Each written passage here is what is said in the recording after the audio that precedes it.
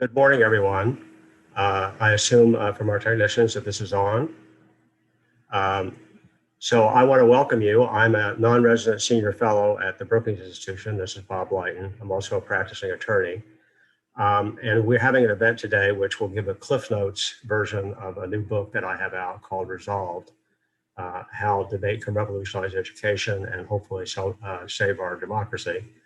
And we have two fantastic commenters, and I'm grateful to both of them for agreeing to do this. One is Norman Ornstein, and the other is Darrell West. Norm is a resident fellow a long time at AEI, and also the co-founder, along with his wife, Judy, of the Matthew Ornstein Memorial Foundation, which, among other things, trains debaters in the Washington, D.C. area. And Darrell is Vice President of Government Studies. And both Norm and Darrell are probably two of the most astute observers of politics in Washington, D.C. and also in the United States. So it's terrific to have both of you on. Thank you. So I'm going to start by giving you a story about how it came to my writing the book. I grew up in Kansas, and by total accident one day in 2018, I'm on my Twitter feed, and an article pops up. And it's from the Christian Science Monitor, and it's about a debate team in Kansas, my home state. This is now 50 years since I had debated in high school. And it's about why debate is so hot in Kansas, and it's about a team that went on to win the national championship in 2018 in high school debate. First time a Kansas team had done this, I think, ever. And by the way, the following year, another Kansas team also won the national high school championship. And this article resonated with me because debate changed my life.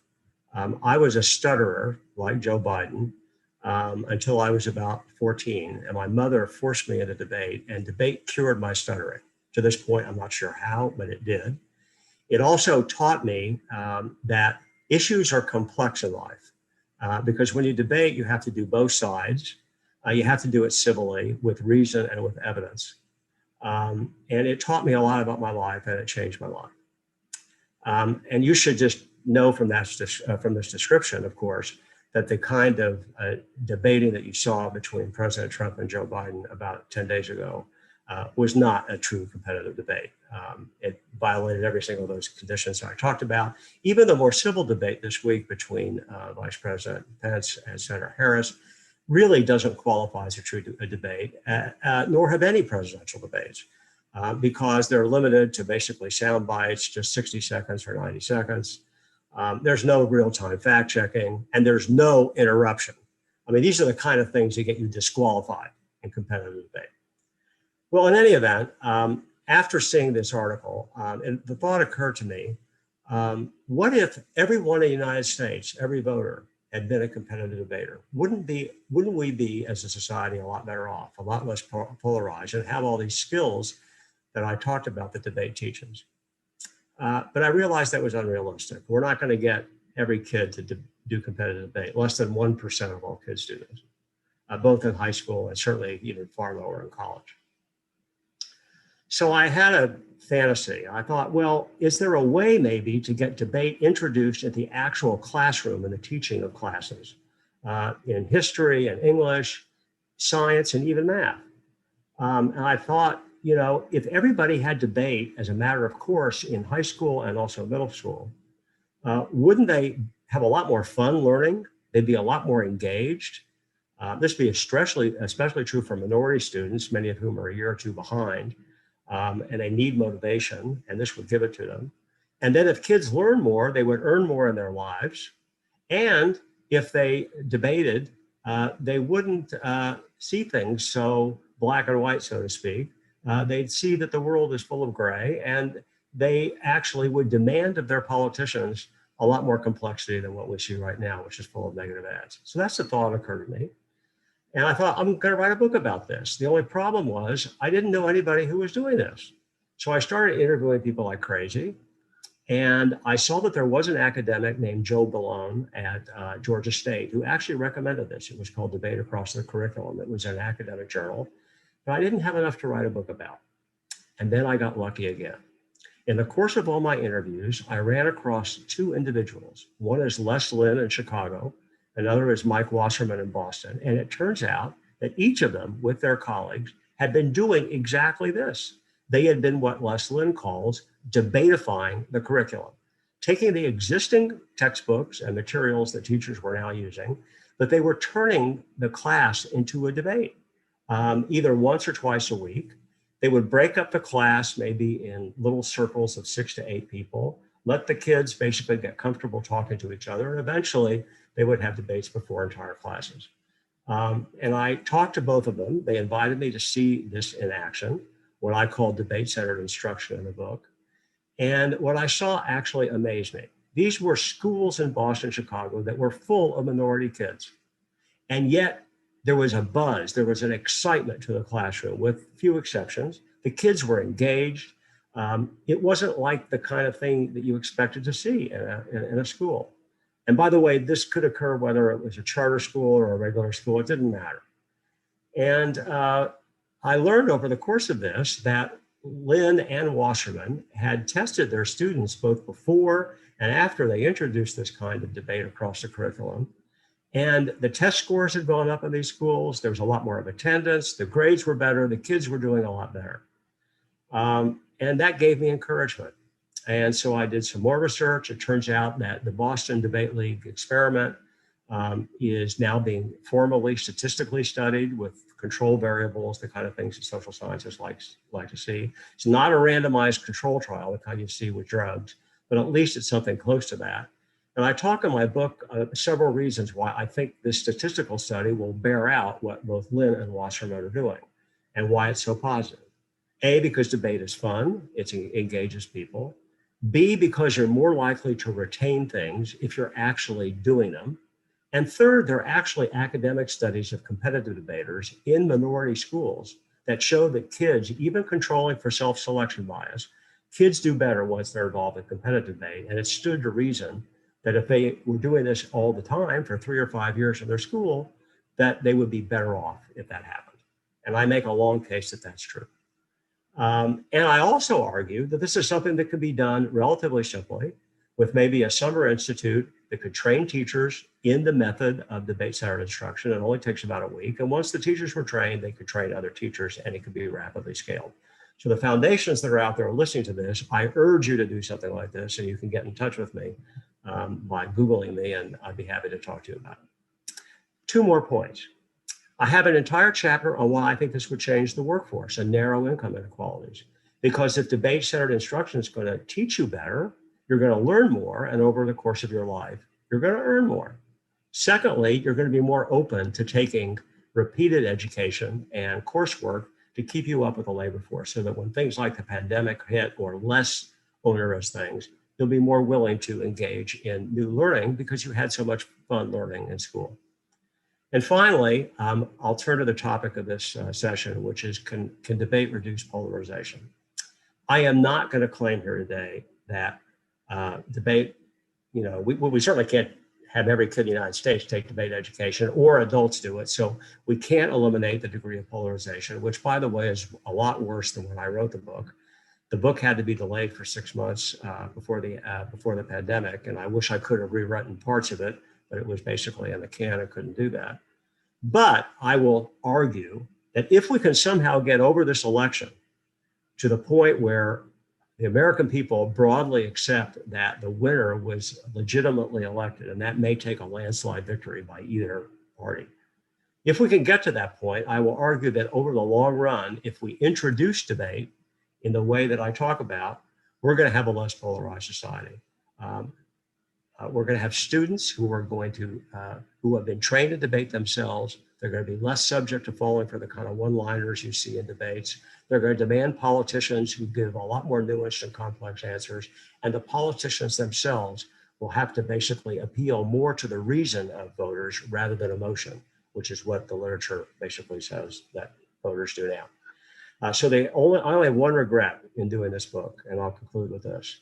I wish I'd written it 20 years earlier and devoted the last 20 years of my life to propagating this idea, because I honestly, truly believe that if we had a significant fraction of voters that have been trained in these kind of techniques, we would not see the kind of polarization that we do today. So thank you very much, and Norm, I'll turn it over to you. Thanks, Bob. And let me say this book is really a terrific introduction to a different way of looking at the world and looking at education. And I think educators are hungry for something like it. I'm going to make a few comments in different areas. The first is more broadly. We don't have a panacea for what's not just polarization, but tribalism in the society now, but deep division. But the challenge that we've had in our governing system is that the way the framers set up the system, Congress, was to bring people from disparate places with very different backgrounds together, face to face, to debate and deliberate. And it was going to be vigorous, and there were going to be very strong views on across a variety of spectrums. But over time, people would begin to look at things from how others viewed them with different perspectives, and organically you could come together and at least reach an understanding that the process was legitimate. We don't have that anymore. We know that people don't even share a common set of facts, which is a core for dealing with all of this. It's going to be a long time until we get back to it, but debate brings that. It makes people understand different points of view. If you are doing competitive debate, you have to take positions that you fundamentally disagree with, and you get an understanding, and then you can argue even better. And you know what we say often now, in Broward County, Florida, they were so successful at competitive policy debate that the county instituted mandatory speech or debate classes for the students. When they had the tragedy down there at Marjorie Stoneman Douglas School, those kids, many of them, had been taking a speech class where the subject was guns. They understood all the different points of view, and they've changed the dialogue in the country. We can do some of that, and it will take time, but we can make a difference. Now, I want to say as well that debate is the gift that keeps on giving in different ways. For kids who take competitive debate, and Bob is right, it's only a small sliver of them. We need to expand in different ways to make it fit the entire educational package. They learn life skills, and they get into the competitive juices start flowing. It's a natural kind of thing. They learn how to do research. They learn how to get up in front of others and to speak. You have to write, you have to organize arguments, and you have to do it in a civil fashion. And what we've seen in our own experience with kids doing competitive debate, mostly Title I schools in the Washington, D.C. area, is that they use it as a way to improve their lives and improve their standing. We've had these kids go on to top colleges, and they're not intimidated by anybody. And if we can extend that and expand it to many others and do it with issues that matter, then we're going to see a real difference in the society.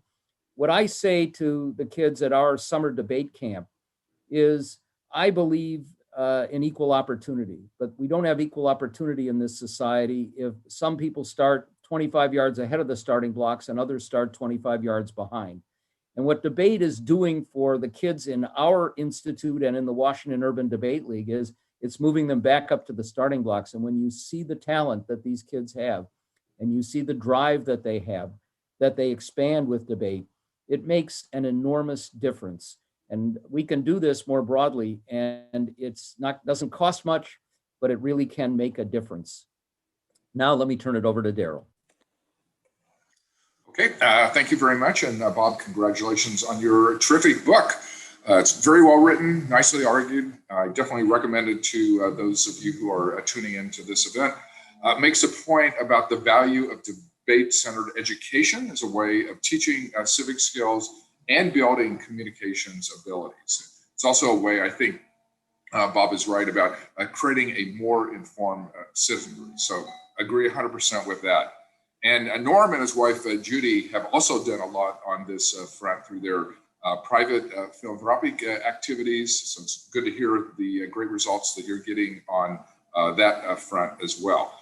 And I think both Bob and Norm are correct that debate is a way to encourage and increase the next generation of leaders. One of the nice features of Bob's book is he talks about the current leaders who participated in debate during their youth and how that helped propel them into a career of public service and helped improve their leadership skills. Bob has a list of a number of prominent Americans who came from a debate background. We have presidents and Supreme Court justices, although my personal favorite was John Belushi, who I had not realized had a background in debate, but obviously that helped him in his entertainment career as well. I think Bob is certainly right about the dangers of our current political polarization. So last year I wrote a book entitled Divided Politics that looked at this issue, drew on my own experiences growing up in a conservative rural community in Ohio, but then going on to teach at Brown University, which is one of the more liberal universities in the country. And just seeing the tribalization among the left and the right was very informative for me, just in thinking about the root causes and how we might address it. And Bob is certainly correct that our current polarization, which seems to be getting worse every day, makes it very difficult, if not impossible, to address the important public policy challenges that we have. And I think Bob outlines a number of steps that need to be undertaken in order to improve education and save our democracy. Debate certainly can be one of the vehicles to address that. The idea of having argument-based education, I think, is a interesting and novel concept. It's a way to add more substance and analysis into the learning process. We also need to revamp education in a number of different ways. I like the emphasis on the role of evidence in argument. When I was teaching at Brown, I mean, we had some of the top students in the country there. They were very good at arguing. They were not so good about evidence. And so, of course, we like to emphasize, you know, it's nice to have this persuasive argument, but you need to be attuned to the evidence that you can use to help document those types of arguments. And I think debate is another way to encourage people to think about evidence, to think about facts, and to think about how that can contribute to the national discussion. The two questions that I had for Bob, and I know we'll get into more of this in the conversation. One is the focus on two-sided debates, because most debates take a question and then there are two sides. So somebody's arguing in favor of the proposition, the other side is arguing against it. So the question I have is whether we should have two-sided debates, or what some people refer to as three- or four-sided debates, as a way to reduce polarization. So a three-sided debate might be yes, no, or maybe, or it depends, basically as a way to introduce more nuance into the discussion. Right now, Brookings actually is in a partnership with the Cato Institute, which is a libertarian think tank, on three-way debates that incorporate three different perspectives into the argument. So we're filming video events where there are three speakers who basically often take the stance of yes in favor of a particular proposition, no in opposition to that proposition, or it's complicated, it depends on a number of different conditions, and so on. And it actually has worked very well. We've gotten a very positive response. So I'd be interested in Bob's take on that. And then the second question, which Bob actually gets into in his book, is just the implementation challenges. I think both from Bob's work and Norm's work here in the DC area, it's clear there have been really good pilot projects that have gotten really good results. The question is, how do you scale that up statewide and then nationally? And Bob does talk about this in the book in terms of funding, participation, the role of teachers. If teachers are resistant to doing this, how do we overcome that resistance? And so I'd be interested in just kind of thinking about the logistical aspects and the implementation issues associated with this. And Bob, I'll turn it back over to you. Okay, so I'll answer the questions, but first I forgot to tell everybody, you can ask questions by going to or sending a note to events@brookings.edu, or you can go to Twitter and you can ask a question and just put the hashtag resolved. And the people who are working on this will get the questions. And we had some people give questions, and we'll return to that later at the dialogue. So several things, Darrell. First, before I get to answering your specific question, I should have said that Les Lynn and Mike Wasserman and his colleagues deserve the Nobel Prize in educational innovation, if there were such a thing. So I just want to shout out to them. What they are doing is just simply phenomenal. Second, the issue about facts that Norm has talked about, and we all know that everybody's siloed into their own facts and so forth, that hasn't infected the schools yet, because the schools have textbooks that have been vetted by, over the years. It takes a long time to get the textbooks. And basically, to a first approximation, what you get in school are the facts. And really, what I'm talking about with debate education is just to debateify the facts and let people find from the material, from the textbooks, evidence from the textbooks that support a view or that doesn't. And if you have to go to the internet, teachers have been trained by Wasserman and by Lynn on how to help kids separate out fact from fiction on the internet. So that's very important. The debate over facts has not yet infected the schools, although Norm, I will concede it could happen. All right, I'm not going to be Pollyannish about this. So let me turn to your questions, Darrell. They're both excellent questions. You're right. Debate does not have to be two-sided. What Lynn and Wasserman do is they use what's called the claim evidence reasoning paradigm that you use in debate, and you put it in a class. So for example, in history, you could say the claim is the United States should not have fought World War I. What's the evidence for that? Look in the textbook. What's the reasoning why that evidence matters? And you can imagine the World War I question having multiple sides, okay? We could have done the whole hog. We could have only done a limited thing. We could have stayed out. Math. People think you can't debate math. Well, how many word problems are there in math? And it turns out there are multiple ways to solve problems. It's a perfect example of having more than two sides. So I fully endorse the idea, and it's actually being used. And I've seen it in classrooms where people give many different perspectives. Second question, how do you scale this? Well, we don't have a federal system of education, so we can't have a law that mandates debate-centered education. But what we can do is encourage local school boards to do this. And what I really believe is that if we had a summer institute of the kind that Norm has for debaters, if we had it for teachers and foundations supported it, and it were marketed to schools across the country, school boards would send their teachers to learn how to do this. And essentially word gets around. And as to the teachers, I think from what I saw, the teachers are overwhelmingly positive about this. This is fun. They don't have to get on the stage and lecture for 60 minutes. They can roam the room and give suggestions to the kids about, what they're doing right and what they're doing wrong. The teacher becomes a coach. And in a way, it's a lot easier for the teacher, although there is initial prep time. You have to basically structure the kind of evidence that they're supposed to be looking at and so forth. But I think there'll be a lot of teacher enthusiasm. And it skips over the politics of, charter schools or not charter schools and so forth. This is something that's good for everybody. Whether it's a private school, public school, charter school, it doesn't matter. And finally, I'll just give one more point. This is not just good for high school and middle school students. Somebody asked a question, is this good for college students? And I'm just going to ask you, Darrell, I'll turn it around. You taught in college for many years. And now we have the wave of trigger warnings on college, where a lot of kids are just, they claim that they're being offended if somebody says the slightest little thing that can tick them off, and the teachers are worried about sending off trigger warnings or whatever. And I make the argument in the book that if you had a generation of kids coming to college who've been through debate, they are not going to be upset by the kind of things that go into this whole trigger warning business would disappear. And so I think that it's not too late. Now, it's true, it is late by the time kids get to college, but I argue, why can't you have some introductory courses and split them up into sort of subgroups and have the TAs basically run debates and teach people through debates? So I don't think it's even too late to get to college. So I'll quit there. And Darrell, why don't you answer the bits about college, and then Norm, you can jump in. Yeah, that's a great point in terms of college.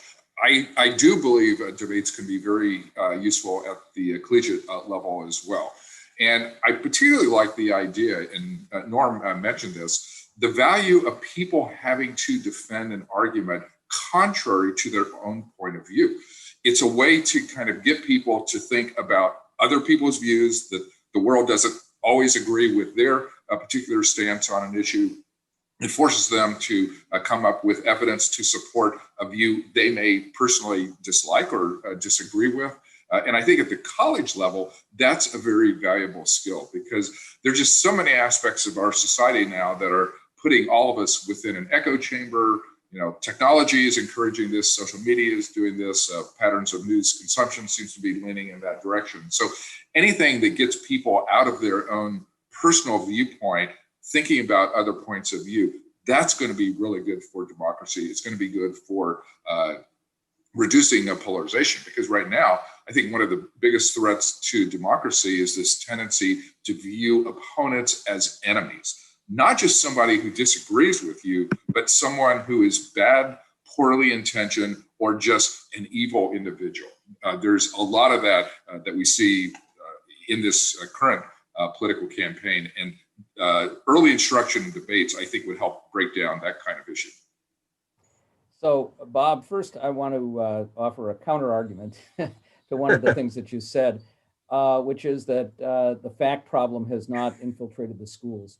That's probably true in Chicago and Boston. But if you look at the way they vet textbooks in Texas, Arkansas, Mississippi, Oklahoma, Alabama, it's a very different world. They screen out a set of facts that don't agree with a broader ideology.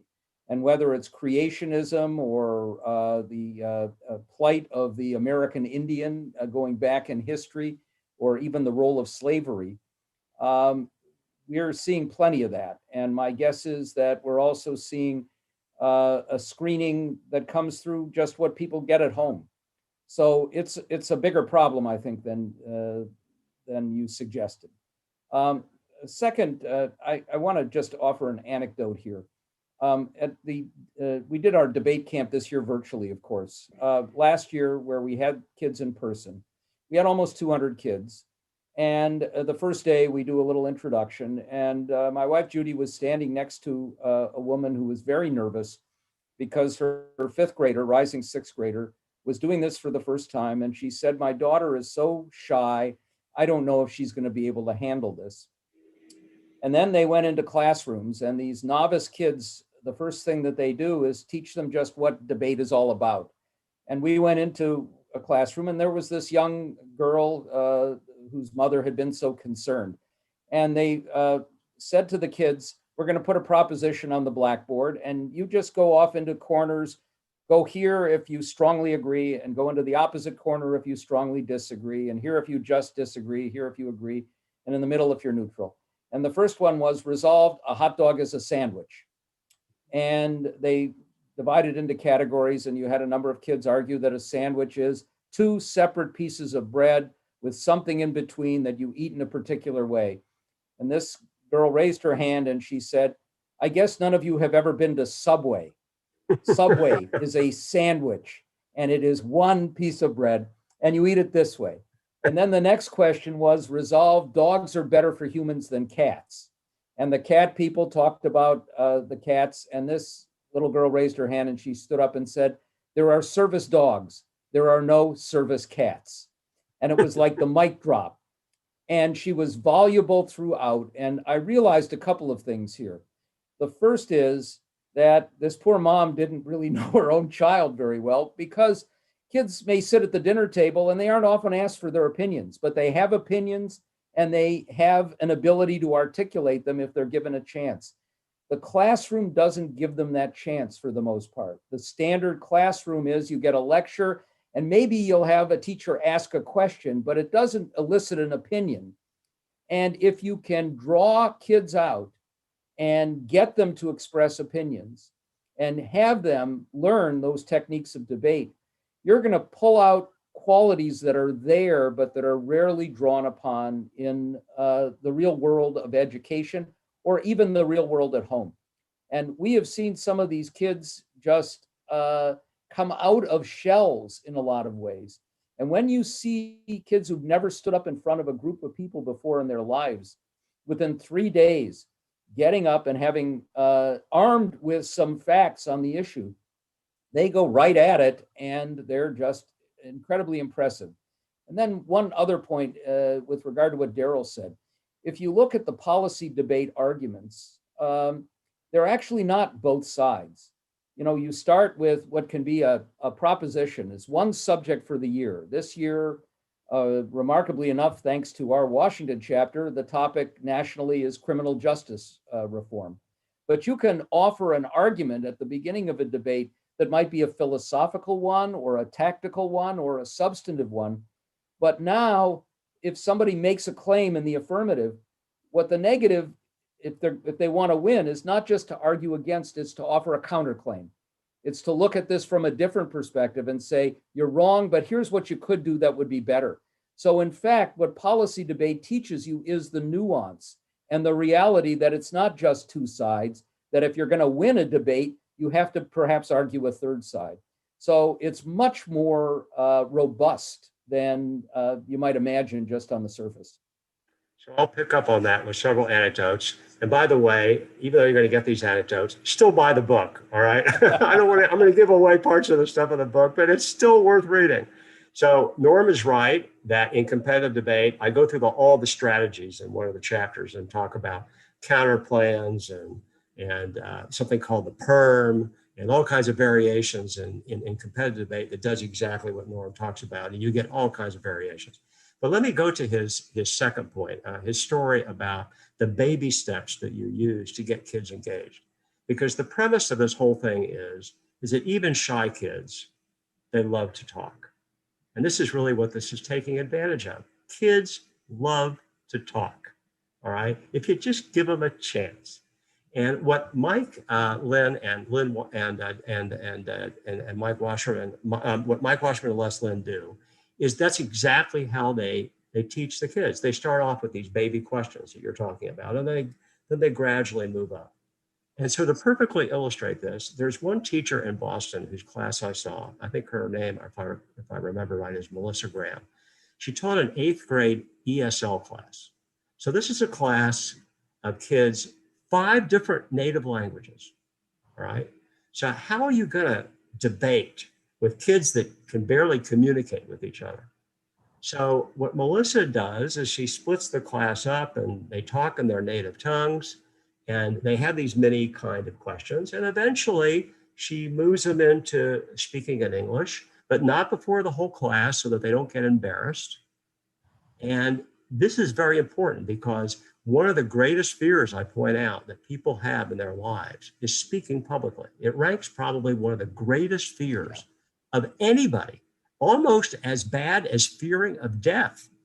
That's how bad the shyness problem is among a lot of people. And in my case, I was a stutterer. I was scared to death to talk.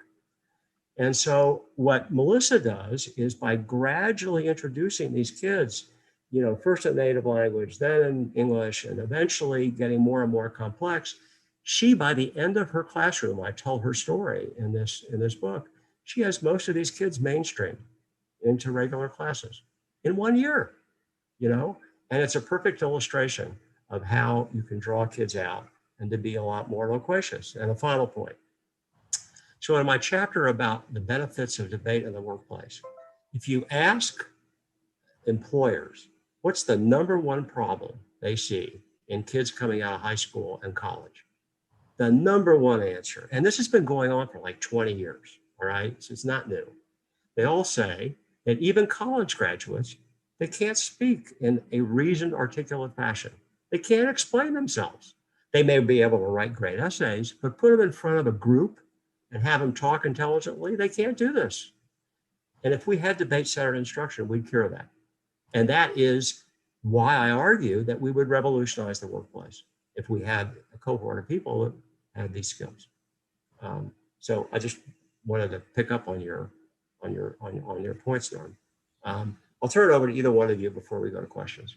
Any further? Actually, I have a question that I think is relevant for each of you. You mentioned kind of the role of technology and in this pandemic having to, like Norm, do your debate summer camp virtually.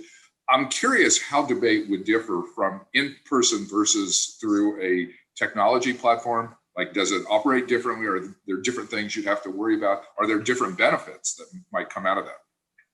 Okay, so I'm going to give you a quick report from what Mike and and what Les Lynn told me. True, there's a problem with internet access. So a lot of kids do not have universal broadband, and that is a huge problem our society has to solve, and the pandemic has revealed that. That being said, this is the experience that they've had. Kids who may be shy in front of speaking in front of 30 people are not shy talking to a computer screen. I mean, somehow, you know, they don't get as nervous. And so in a way, the remote environment actually enhances the debate experience. It makes kids come out of their shell more than they would if they had actually been in a classroom. So if we could get everybody access and we could somehow preserve this remote feature of learning into the post-pandemic world, I actually think it would improve the debate environment. At least that's their experience. So I can tell you ours, at least in a nutshell. First, Bob is absolutely right. In inner cities, there are internet deserts, and not just in inner cities. Our kids are from DC mostly and Prince George's County. And there are places where they simply don't have high-speed broadband. And we also have kids who didn't have the right devices. You can't do this on a phone. So we had to work a little bit to make that happen, but we got it happening. The second challenge was, and this was remarkable to me, we're talking about a camp that went 3 weeks this summer, 3 weeks for the varsity debaters. And we now have kids who are debating competitively nationally and doing very, very well. And 2 weeks for the novices and the junior varsity. But it was 9 to 5 every day for those 2 or 3 weeks. And imagine kids living in, 2-bedroom apartments where everybody's home because of the pandemic, and having to be in front of a computer for most of the day. And what we found was that the overwhelming majority of them stuck with it for the entire time. And I'm sure there were distractions, and it wasn't easy. It was a challenge for the parents and the other siblings as well. By the way, we get a lot of siblings coming in who see their older siblings doing well with this, and they say, we want to do it too. It's not the same interaction with people. My son, who was a national champion high school debater, went all over the country debating in high school, built friends and relationships that lasted for his life. He died at 34. I just couldn't believe the army of people from all over the country. And these kids build relationships here. And when you do tournaments, you meet others, you compete against them, but they become your friends. So doing it virtually, you lose something that way. You have to be sure that you've got a technology. We had 200 kids that divided into different classrooms with instructors who were all over the country. One advantage we had was we get top flight people. One thing about debate, as Bob knows, is it's a little bit like summer camp for people. Once you get into it, it's in your blood for the rest of your life. And we have these remarkable people who would be instructors for this camp. And we could get more of them because they didn't have to travel to Washington and spend the time here finding a place to live, which we could do for them and so on. And it worked. It worked well, and the responses from the kids and their parents were overwhelmingly positive. But I think if we can move to a hybrid experience where you can do some of it virtually and some of it in person, that would be the best model. Okay, so now I'm going to turn to some questions. We've got some great questions that I've heard before. So the first question is there any concern that a debate-centered curriculum would force kids to reveal the opinions on every subject, and not every kid has an opinion on every subject? And are there some issues that we shouldn't be debating? So here's my stab at the answer.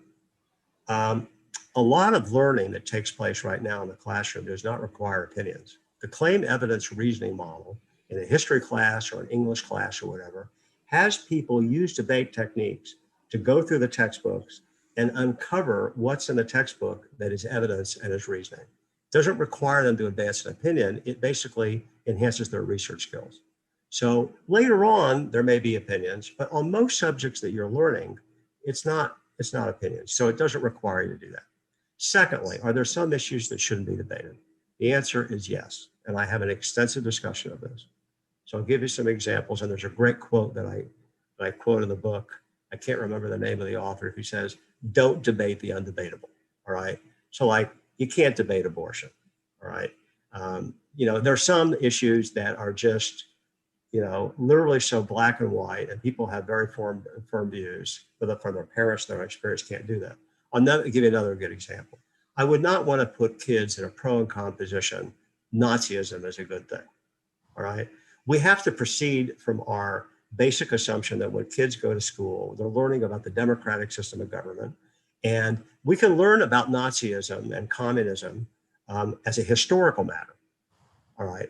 But not to put kids in a position where they're actually having to become Nazis or communists and defend that way of government. So there's a certain premise that debate is something that you need in a democratic society. And there are subjects that are off limits. And I do say, to get to a concern that Norm raised, the issue of what's off limits or on limits is probably something that needs to be decided locally. And I grant you, Norm, there are some places where that's not a good thing, unfortunately, because some places endorse creationism and so forth. It's well out of the mainstream. But I would say from a national perspective, at least, to a large approximation, that isn't a problem. And it's a problem that I can't solve, Norm. I mean, all I can say is maybe those kids who are educated that way and then come to college and then meet other people that have been educated differently, maybe they'll have a more open mind. But that's a problem that unfortunately I can't solve. Any comments on those questions? I would just add to that, Bob, that I think if you introduce debate-centered education and debate more into some of these areas, that kids are going to learn different information sources than they might have otherwise. They're going to end up being challenged to think about things in a different way, even if there are subjects that are avoided along the way. And they're going to be better citizens as a consequence. So we're not going to solve every problem. We're not going to be able to overcome walls of basically studied ignorance that we find in some parts of the country. And that may be true in many parts of the country with different sets of issues. But if you can get people thinking about how you can put yourself in other shoes, how you can make a case even if you don't believe it, where you go to get information, that's going to be a huge step forward for the society. I'll just add one quick comment to this. From listening to each of your answers, it sounds like the choice of the question actually is crucial in terms of the types of benefits that you might be able to get out of this. And I would agree that there are certain topics that would not be constructive and would not advance the types of benefits that you advocate in your book. So it sounds like when teachers are envisioning this, putting a lot of thought into the choice of the question would matter in terms of how students would react and the types of benefits you might get out of it. One other point, Bob, when we do our summer camp, we bring in experts to speak. And I've been stunned at the quality of the questions from these kids. The first year, the subject was policy towards China. And my colleague, Nick Eberstad, who's one of the world's experts on North Korea, came in and he met with small groups of students for 20 minutes apiece. And they asked questions about North Korea and its relationship with China, its relationship with the United States, that were better than the questions you would have gotten from adult audiences. Last year, the topic was foreign arms sales. And the first day, we had somebody from the Congressional Research Service who spoke to all of the kids. Some of them were sitting there, it looked like they weren't paying any attention at all. They were on their phones or on their laptops. And then they got to questions, and he didn't think they would get any questions. And the questions were just absolutely superb. I'd like to see a presidential debate where the questioners were not journalists, or even the town hall where they're adults. Get kids asking questions, and we would end up with a higher quality set of questions and probably better answers, because they wouldn't stand for some of the gobbledygook. Exactly. And imagine if all those kids had the debate kind of education that we're talking about, they would demand, which is really a perfect segue to my next question, which I have gotten many times. So Darrell makes reference to the fact that at the end of my first chapter, I have a list of people who are famous today, and they had debate. And it took me a while to uncover this list. And I thought, by the way, I made a mistake here too, but I got the best sources I could. And two of the names are on the list. They're in this question. So the question is, Senators Ted Cruz and Elizabeth Warren were both champion debaters. They are both hyperpartisan. Doesn't that undercut your argument about debate being healthy and moderating in politics? That is a great question. And by the way, Ted Cruz was a national college champion in parliamentary debate. The person that he beat, the person that he lost to in his junior year, by the way, was Austin Goolsbee, who was President Obama's chief economic advisor. Then when Austin graduated Yale, Ted in his senior year won the national championship. That's an interesting factoid for the book. And Elizabeth Warren was a national champion debater from Oklahoma, which was right south of me of Kansas. So Elizabeth, who I've known for 35 years, she grew up 60, 80 miles from me. And she credits debate with having changed her life. And by the way, every person I talked to that I interviewed, they all say the same thing. Debate changed their lives. And Norman's right about that. And it's not just the friends, it's their whole attitude. And by the way, every single person, to a person, they agreed that if people had had debate training, we wouldn't be in the mess we're in today. All right, I didn't get one disagreement.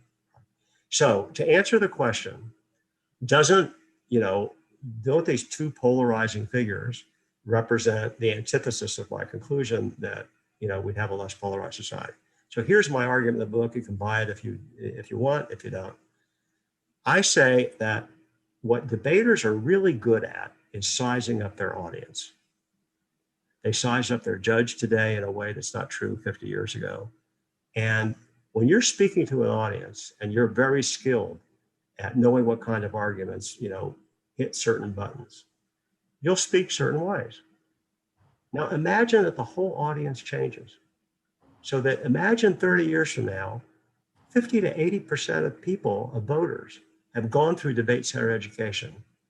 They have a BS detector, right? They know issues are not just simple binary 0-1. They know there's a lot of complexity. They know that bumper stickers are misleading. They know that you need facts. They know that basically things are in shades of gray.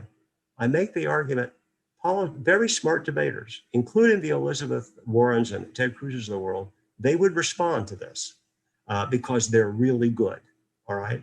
And I believe that they would be less polarizing and probably more moderate than they would. Now, maybe the times would be different, but I'd say on balance, with the audience changing, politics changes. And you can either buy that or you don't, but that's the argument I make.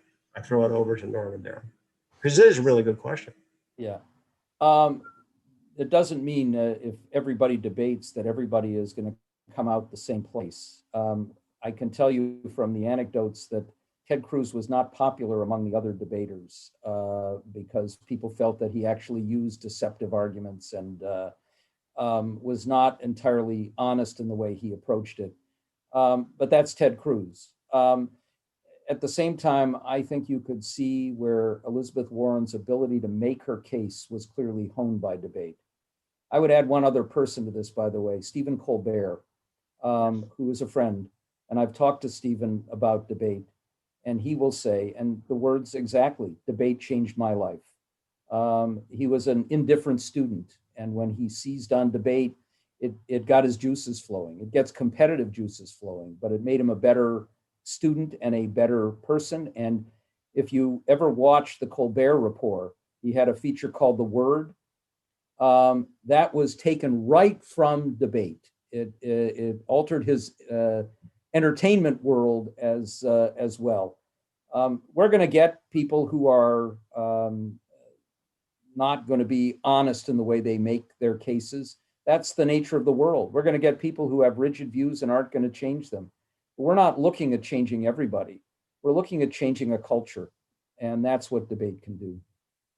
By the way, Stephen Colbert's on my list, so thanks for echoing that. Darrell, you want to weigh in? Or Yeah, just a quick point. The example I loved from your list was Supreme Court Justice Stephen Breyer. And I never talked with him about his debate background, but I can see that type of background in his behavior on the court, just in terms of how he asks questions, how he listens. You look at his legal reasoning, so you can definitely see some of the benefits showing up later in life. And there's one other Supreme Court justice on that list, is Sam Alito, from a completely different perspective. And by the way, Sam was in my, I was at Yale Law School. He was 1 year ahead of me. I think we were in one class together.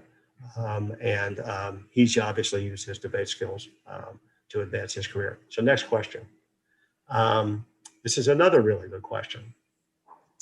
It's about social media. With the proliferation of filter bubbles and social media. And by the way, there's a great movie on Netflix. I'll give it free publicity. It's called The Social Dilemma. If people haven't seen it, they should see it. It's a very disturbing movie. But the argument is, in a world of social media where everybody's completely filtered, how can we overcome that? That's the question, all right? So my simple answer is, this is a problem, a very big problem. But I would argue that debate is an antidote to that problem. It even makes the case stronger for having kids educated in debate. And the analogy I would give is not in the book, I thought of it post-pandemic, is that debate-centered instruction is not it's not a therapeutic, all right? If the society's sick, I can't fix it. I mean, if the thing is sick, I can't do that. For people that are basically beyond, accepting, being open-minded, I just can't change that. Although, footnote, it's conceivable that some parents with kids that are educated in debate, there'll be an osmosis effect. And you could have some parents actually become more open-minded as their kids actually teach them. I still have hope for that. But the way I think of debate-centered education, it's like a vaccine.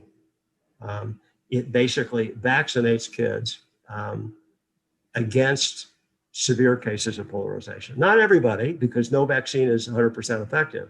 But even if it's 50 or 75% effective, which we hope the COVID vaccine will be, I think it would be a significant benefit. But now I'll turn it over to you. Social media driving us crazy. What does that do to debate? What I would say is, having watched our kids debate, and in some cases using a presumed fact that came from social media, the other side manages to come back with, actually, that's not true. And you get a little bit of a check on the fake news, the real fake news, the false things that are out there. And it actually pushes people to look a little bit deeper into where they're going. But I would have to say, we're living in a world where it's going to be harder and harder to make a distinction between what's real and what is not. You can do videos now that seem 100% real that are completely manufactured. It is easy for clever people to put something out that gets into the social media fabric that seems utterly reasonable, but that in fact is utterly false. And we don't have a good antidote for that. But having people sensitized to what's real and what isn't, to what arguments to look for and how to vet things will help us at least a little bit. And will mean that if we get some kind of a firestorm with something that's actually false, you're going to have a lot of people who will look at it a little bit more skeptically if they've gone through debate-centered education. Yeah, and I have argued in other settings that because of the social media problems and the echo chambers, we need digital literacy training programs now for young people, and debates actually could be part of that. A digital literacy campaign is basically teaching people to be skeptical about information and sources of information, to do their own fact checking, to see something on social media and to immediately ask themselves, like, does this make sense? Does it seem to be accurate? Is it coming from an authoritative source? So I think debate can help because of the emphasis on evidence and the emphasis on facts. So it's very consistent with the types of things that we need to do to address these various problems. Okay, we've only got 5 minutes left. I'm going to compress 2 questions and give quick answers. And if we don't have time, that's the way it is. All right. So the 2 final questions is, do we have any evidence that debate actually reduces polarization? And another question is, there are other forms of instruction. How do we know that debate is better than some other form? All right. So I'm going to answer the evidence point. The short answer is to know whether it would reduce polarization over time would require the equivalent of a Framingham heart study, where you follow people over 30 years. All right. I don't think we have 30 years. I think there's enough powerful evidence in this book that we ought to get started right away. And by the way, this is a point that I made privately with Norm, and he's made it to me, that even if it didn't reduce polarization, the educational benefits and the workplace benefits of debate-centered education are still enough to recommend that schools ought to adopt it. And then secondly, are there other forms of education that may be better? Well, I have a long discussion in the book about something called project-based learning, which was pioneered by an educator named Ted Dintersmith, who it's a book that had a huge influence on me. And I give Ted a tremendous amount of credit in the book. And I argue that really debate-centered education is a variation of project-based learning. Each week, kids get a project, and they are supposed to analyze a claim, give evidence and reasoning. And so I think that project-based learning, which has been shown to have demonstrable effects, really is compatible with debate. And it's really debate as a subset of that. And there's a movement around the country to do project-based learning. And it sort of answers the scaling question that I think was posed to me before. If we embed debate as a political matter as part of project-based learning, we may be able to accelerate its adoption. So those are my quick answers. Any final thoughts for the 2 of you? So the National Urban Debate League and the Washington Urban Debate League, and there are chapters around the country, and we could use more of them, that really do focus on kids in Title I schools and try and teach them competitive debate. It's a little bit different from the broader topic. They've done at least some studies following up. And kids who get into debate do better. They do better on tests. They do better throughout their educational experience. They do better at getting into colleges. They do better when they're at colleges. It's not the same kind of 35-year study that would be nice to have. It's not entirely systematic with all of the controls you'd want to build in. As Bob said, we're seeing that happen a little bit more.